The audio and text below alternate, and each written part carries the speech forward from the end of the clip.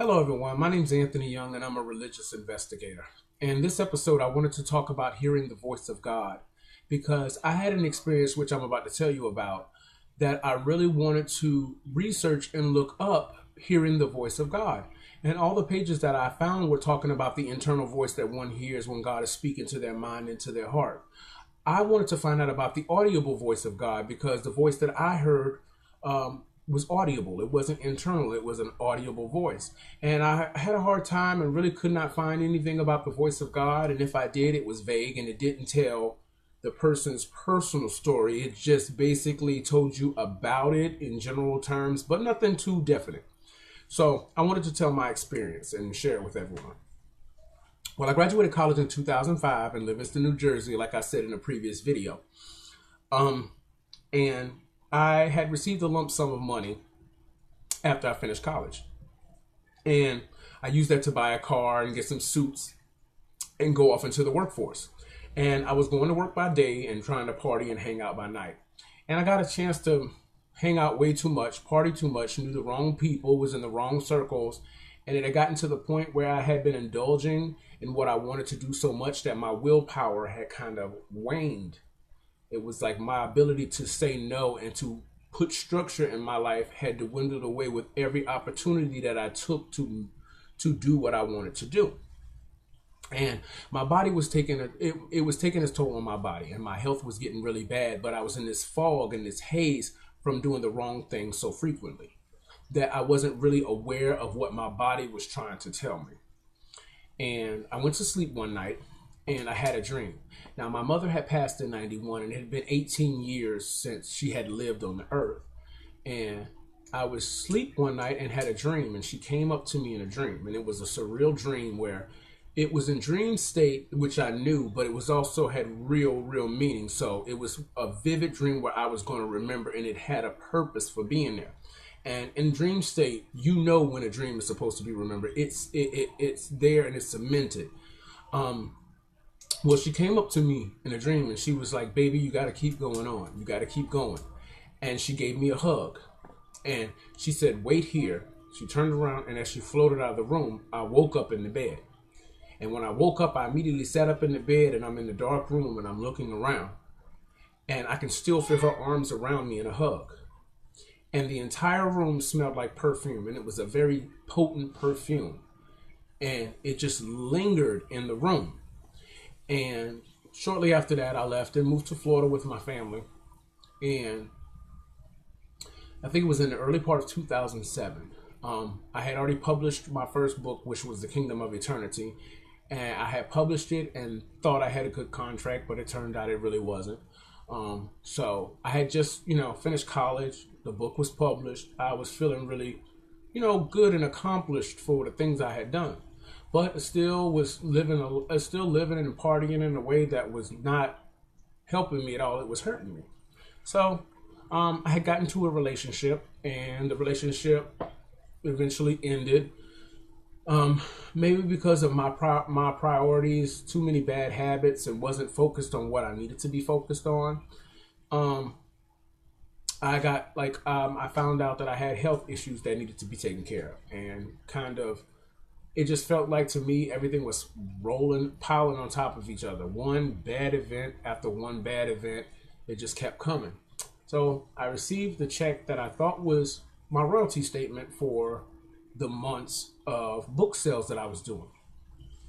And it came back that whoever it was, however they got my information, I was hit with a scam by one of those companies or one of those people that send you a check and want you to send the proceeds to them and all of this. Well, it came back to the check that I had received that I thought was a royalties check, turned out not to be. So all of these things started to culminate, and they all came together on one day.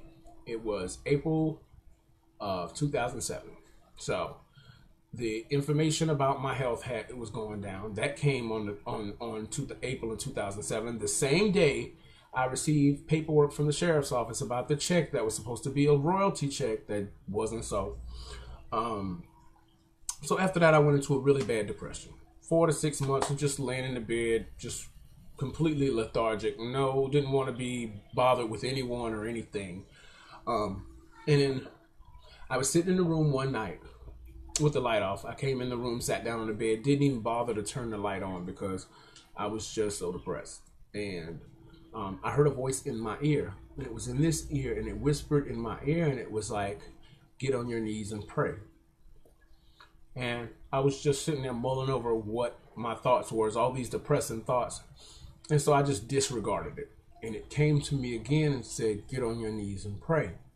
And I can remember that the sun had gone down, and there was a street light behind the window outside of the window in the bedroom. And the lights were shining through the blinds on the ground, on the floor of the room. So I got down on my knees and I was praying. And I was confessing to the Lord, my sins and what, I felt was getting ready to happen. I said, that I feel like I'm getting ready to die. And that, for the life that I live, I know I deserve death. But I do not want to be away from you for an eternity. So please let me know if there's anything I can do to get right with you. I prayed and asked in Jesus' name, and ended my prayer. I got into bed and I went to sleep. Fell off to sleep pretty quickly. And I woke up the next morning around 5 a.m. The sun hadn't even gotten up yet.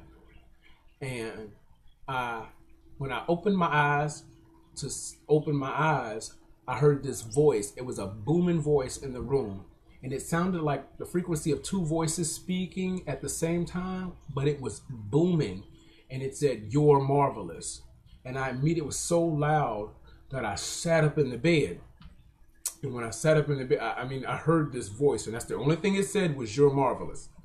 So I knew it was the answer to the prayer that I had given the night before.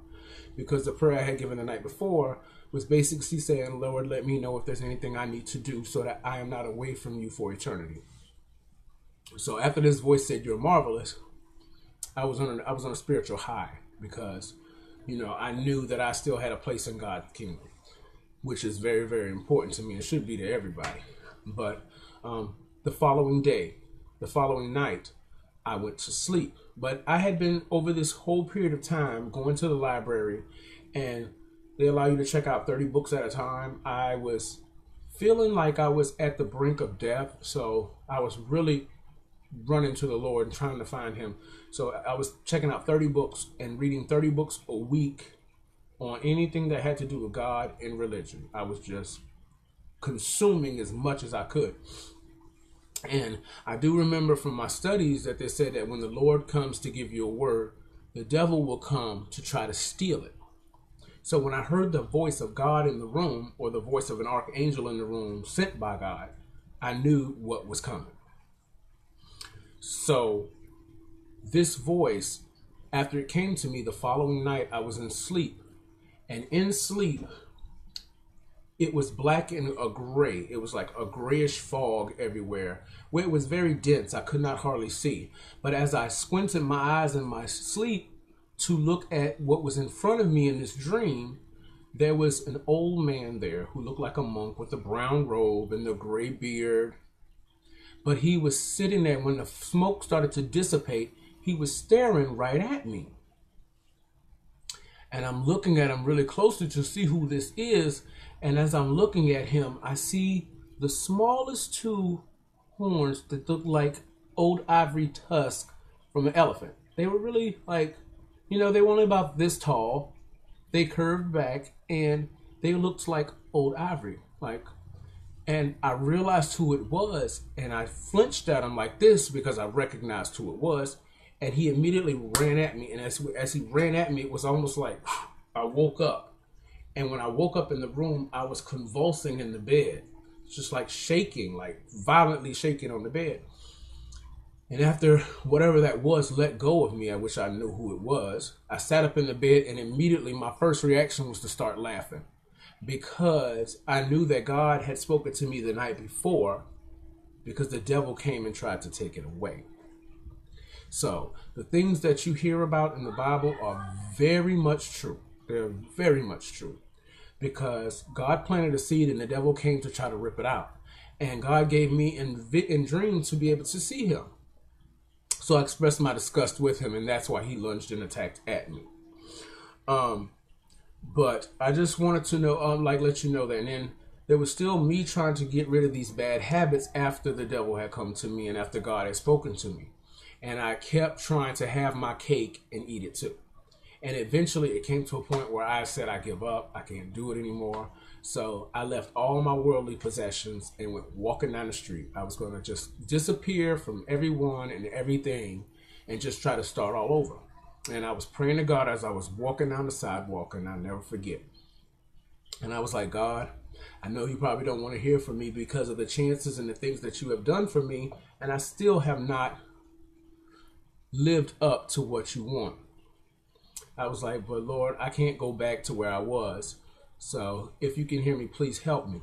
And as I was walking down the street in broad daylight, I seen this whirlwind beside me on the sidewalk as I was walking. And the leaves were in it, like leaves were dancing around as it was spiraling up beside me. And I'm walking. So I find a location where I say, okay, I'm going to live out on the street with everyone else. This is where it's going to be. Found a spot. And there happened to be a young man and a young woman that were a couple that were living out there. And I asked them, I said, well, where did you get the cardboard box you're living on? Because, I need one too. So they told me where it was. I got one and brought it back and set up my box next to theirs. And they said, you need to go talk to this guy over here because he will buy you a bus ticket back to wherever you need to go. So I went over there, but the gentleman that I was looking for was not there. So I came out of the place looking for him and met this gentleman and told him about my situation and what was going on and how I could not go back to the life that I had. And he picked me up and took me to a place where I could stay for the night. And he said he would see what he can do about getting me transportation out of here so that I can begin to rebuild my life. And so I went to stay at this place for an evening. And in the morning around 7 a.m., I heard a voice over the intercom call me, Anthony, come up to the front. So I came up to the front. And he was like, come on, let's go. So I got in the truck with him and went to grab my belongings. Grabbed my belongings and dropped me off at the bus station. And when I'm in the bus station, I walk into the bus station and there's a gentleman standing at the counter where you get your tickets at. He immediately looks at me and walks straight over to me. And in my mind, I'm thinking, okay, this is an angel sent by God to confirm what he has already done. So I had already known from the books and the things that I've read how God will try to reach his children. So when he saw me, he immediately walked over to me. I knew who he was. And so when he came over to me, he was talking to me about how I had to go back and face the things that I had done and correct what was wrong in my life and how he was on his way to California to do the same thing. And he told me, he said, be careful and watch out because there's something out there trying to destroy you. And I don't think he wanted to say it was the evil one because he didn't want to upset me or worry me. But I already knew that there was a spiritual battle going on with me that was really taking hold. And I had to really be careful because there was a presence out there trying to destroy me. So he went to get off the bus and he said, okay, take care of yourself. And he walked around the front of the bus to leave. Well, I came off the bus like one or two people after him. And when I went around the corner to see where he was nowhere to be found. He was not in the bus station. He was not outside. He had just disappeared, which confirmed what I had already knew. But ever since then, I know that the things that you read about how God contacts people is true. If you go to him with an honest heart and you fully repent of the things you've done and admit that you're a sinner, you can be saved. So the voice of God, I wanted to express that to other people because you have an internal voice and there's also an audible voice of God. And so I wanted to share my story with you. Again, my name is Anthony Young and this is Religious Investigations. And I also wanted to tell you to check out my Christian fiction book or get it for a family member or a child in your family. It's called From Death to Immortality. It's on Amazon.com. Again, my name is Anthony Young. I also have a book called The Epic of Eternity, which is also on Amazon.com. You can contact me or ask me to talk about any topic or just comment on my YouTube page. Any videos labeled Lyrical Way, which is all one word, LYRICALWAY, Lyrical Way. I have videos there. I have a website that will be designed in a little bit that's coming out very, very soon. You can also check out my literary books at anthonyyoungbooks.webs.com. I will put this all at the bottom of the screen, and you can contact me directly at anthonyLyoung@hotmail.com. And I look forward to talking to you again. Goodbye.